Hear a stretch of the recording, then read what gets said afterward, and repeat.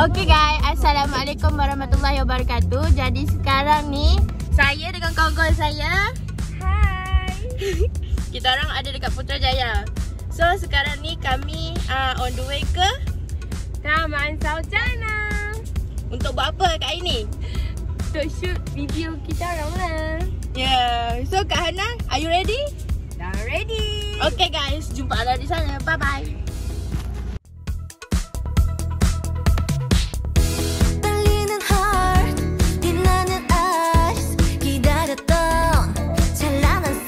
Guys, kita dah sampai di Taman Saujana Hijau. Cuba tengok sekeliling dia, nampak ke? Tak nampak tak tahu lah cakap. Pusing-pusing guys, cantik guys. Jadi kalau nak tahu kita orang shoot apa hari ni, scene macam mana, nantikan. Jom!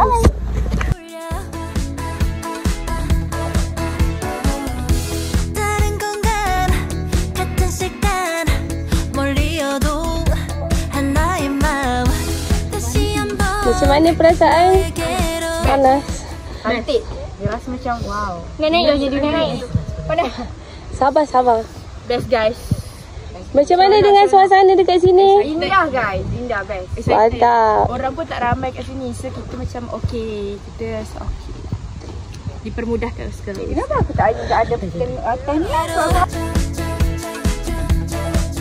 Kita dah selesai shoot untuk scene Amal. Jadi sekarang kita akan shoot ke scene orang lain pula. Okay?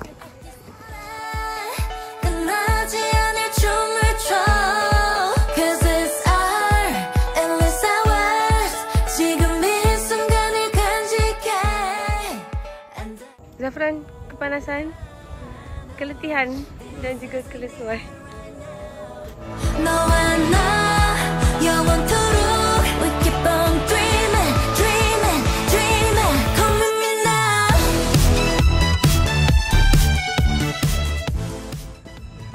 Penat dan melelahkan. Udah, teruskan perjuangan. Allah, tak sabar ni, excited. Afi tak boleh tutup dah. Macam mana perasaan korang setakat ni? Yes guys, excited ya Allah. Satu orang cantik gila. Hana dengan skrip dia excited. Saya sangat excited. Dia ni lah macam video kita lemah dia kan. Saya melihat Amaluddin dan Zafran muka kepenatan. Boleh beritahu sedikit macam mana pengalaman? Saya dengar macam daki-daki atas ni tadi. Betul? Benar.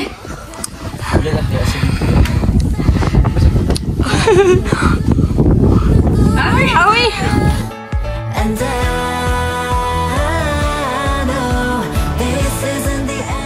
Duduk berkelimpangan semua. Keahlian kita macam mana?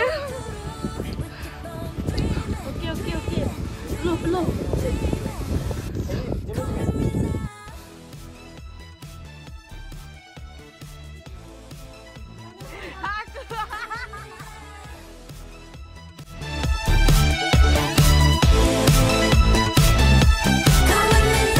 Cuaca pun dah hujan, so selesai sudah syuting kita untuk hari ini. Semua. Alhamdulillah. Jadi jumpa korang di lain hari.